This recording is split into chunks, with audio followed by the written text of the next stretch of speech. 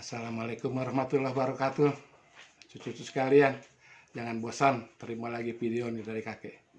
Yang sekarang kita bicara masalah tentang iman, tentang keimanan. Karena sangat penting sekali sebagai pondasi dalam rangka kita melakukan kegiatan-kegiatan syariat Islam yang lain. Iman, cucu-cucu, pengertiannya adalah dalam arti bahasa itu kepercayaan atau keyakinan. Sedangkan menurut cara adalah keyakinan, kepercayaan yang harus diyakini dengan hati, diucapkan dengan lisan, dan dilaksanakan dengan perbuatan. Jadi tiga hal tersebutlah harus kita laksanakan secara keseluruhan.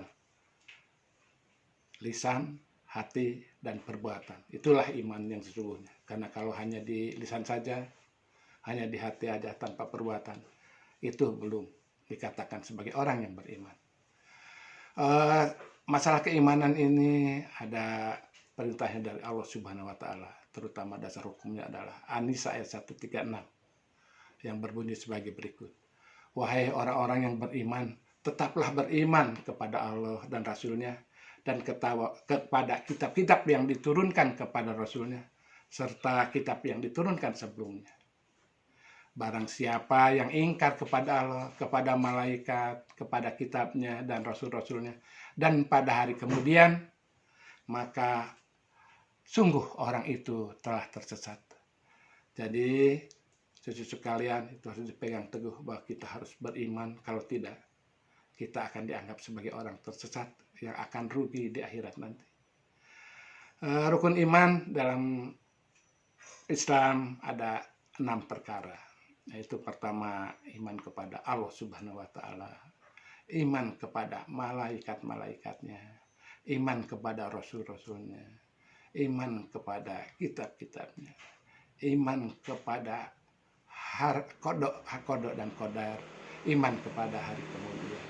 Itu 6 keimanan. Dan menurut hadis sebenarnya iman itu lebih banyak lagi, lebih dari 60. Tapi yang rukun iman, yang pokok itu ada 6 tadi. Cucu sekalian, kalau kita lihat bahwa iman itu, kepercayaan itu, keyakinan itu terhadap yang sesuatu yang gaib, yang tidak terpegang dan tidak terlihat. Untuk itu kita harus hati-hati. Jangan sampai kita merasa was-was, merasa ragu-ragu. Karena kita harus ingat, setan selalu mengintip-intip kita untuk supaya tergelincir. Mereka mencari teman untuk nanti bisa sama-sama ke neraka. Untuk itulah barangkali kita harus kuat, harus kita gigit iman kita dengan geraham yang sangat kuat sekali, sehingga tidak terlepas lagi.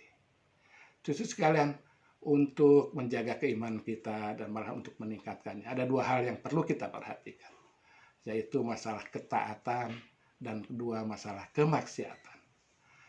Ketaatan yaitu harus kita taat kepada seluruh perintah-perintah Allah, seluruh larangan-larangannya. Kalau masalah kemaksiatan, itu kita melakukan sesuatu yang dilarang oleh Allah, atau kita tidak melakukan apa yang diperintah Allah. Nah, ketaatan itulah yang akan dapat meningkatkan iman kita. Sedangkan kemaksiatan itu pasti dapat menurunkan nilai keimanan kita. Untuk itu sekali lagi, mari kita jaga iman kita dengan sebaik-baiknya. Malahan Nabi Shallallahu Alaihi Wasallam telah memberikan wasiat untuk selalu berdoa kepada kita. Pertama ada di dalam Al-Imran ayat 8. Bunyinya adalah A'udzubillahi minasyaitonirrajim. Bismillahirrahmanirrahim. Rabbana la tuzigh qulubana ba'da idh hadaytana wa hab lana min ladunka rahmah innaka antal wahhab. Ya Allah, ya Rahman, ya Rahim, jangan sesatkan kami setelah mendapat petunjuk. Limpahkanlah rahmat dari sisimu, sesungguhnya Engkau Maha Pemberi. Lalu juga ada hadis dari beliau yang berbunyi Bismillahirrahmanirrahim. Ya muqallibal qulub, sabit qalbi ala dinik.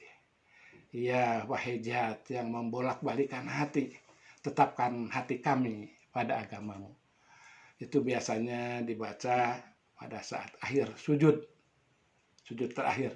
Dan ada 2 tambahan lagi sebenarnya doanya, itu adalah Allahumma inni as'aluka husnul khotimah wajibni taubatan nasuha. Jadi satu adalah kita mohon husnul khotimah, yang keduanya adalah kita mohon supaya kita juga bisa bertobat sebelum kematian kita. Dan yang ketiga, semoga Allah tidak membolak-balikan hati kita tersesat lagi setelah memperoleh petunjuk.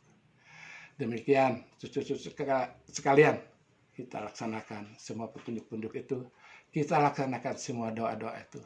Semoga keimanan kita tetap kuat, tetap kita dapat menjalankan dengan keikhlasan, dengan penuh hati apa-apa yang menjadi perintahnya, apa-apa yang menjadi larangan kita tinggalkan. Demikian, mudah-mudahan kita dapat bertemu lagi dalam lain kesempatan. Kakek juga ingin coba nanti menjelaskan mengenai iman itu tadi, iman kepada Allah, kepada malaikat dan lain-lainnya. Nanti di suatu kesempatan yang lain. Sekali lagi mudah-mudahan bermanfaat. Wassalamualaikum warahmatullahi wabarakatuh.